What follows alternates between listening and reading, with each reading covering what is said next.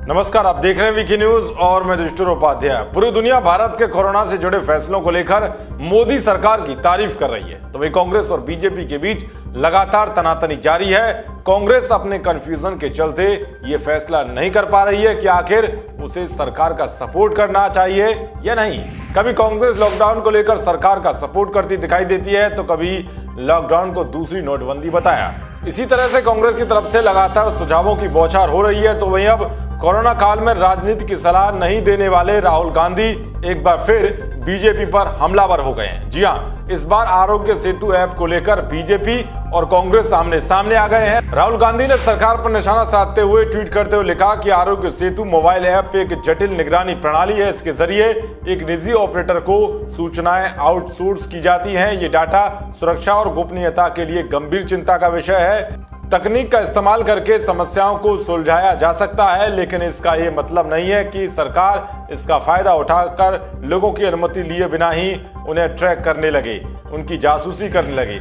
राहुल गांधी ने अपने ट्वीट में आरोग्य सेतु ऐप के जरिए सरकार पर कई सवाल खड़े किए हैं, लेकिन अपनी बात को साबित करने के लिए राहुल गांधी के पास कोई सबूत नहीं है। इसी तरह से कांग्रेस आधार कार्ड को लेकर भी अपनी किरकिरी करवा चुकी है। खैर, केंद्रीय मंत्री रविशंकर प्रसाद ने राहुल गांधी को झूठा करार देते हुए जबरदस्त पलटवार किया है। उन्होंने ट्वीट करते हुए लिखा है कि कांग्रेस नेता रोज नया झूठ बोलते हैं। अब आरोग्य सेतु को विश्व स्तर पर सराहा जा रहा है। ऐप किसी भी निजी ऑपरेटर के लिए आउटसोर्स नहीं है।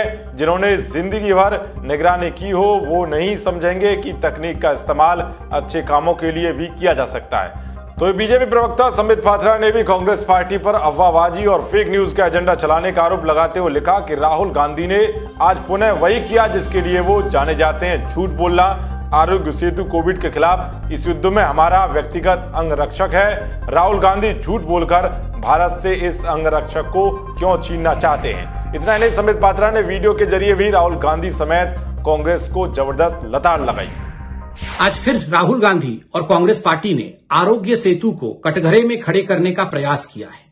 भारत सरकार ने स्पष्टतः कहा है कि आरोग्य सेतु में किसी प्रकार का कोई सर्वेलेंस नहीं है, अपितु आरोग्य सेतु हम सबका पर्सनल बॉडीगार्ड है और हम सबको कोरोना वायरस से बचाने की हिदायत देता है। किस प्रकार टेक्नोलॉजी के माध्यम से हम इस युद्ध में जीत सके, उसका प्रयास आरोग्य सेतु है।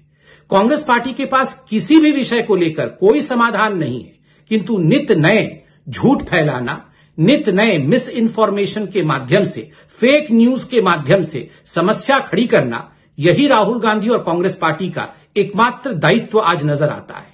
दुखद है कि शंका और षड्यंत्र कांग्रेस पार्टी के मन के अंदर बैठा हुआ है, उनके भावना में ही बसता है, इसलिए हर विषय में उनको शंका और षड्यंत्र नजर आता है। यह निंदनीय है। कोरोना के खिलाफ युद्ध में सबको एकजुट होकर लड़ना चाहिए। इस प्रकार मिस इन्फॉर्मेशन और मिस रिप्रेजेंटेशन नहीं फैलाना चाहिए। शायद राहुल गांधी को यह नहीं पता कि जिस आरोग्य सेतु ऐप पर जासूसी के आरोप लगा रहे हैं, उसी ऐप को मात्र 13 दिन में 50 मिलियन लोगों ने डाउनलोड कर एक नया रिकॉर्ड कायम किया था। प्रधानमंत्री नरेंद्र मोदी ने खुद इस ऐप को डाउनलोड करने की सलाह अपने संबोधन में दी थी। बता दें कि आरोग्य सेतु ऐप उपयोगकर्ताओं को कोरोना संक्रमण से बचाने के लिए सतर्क करता है, पहचानने में मदद करता है कि उन्हें कोविड-19 संक्रमण का खतरा है या नहीं।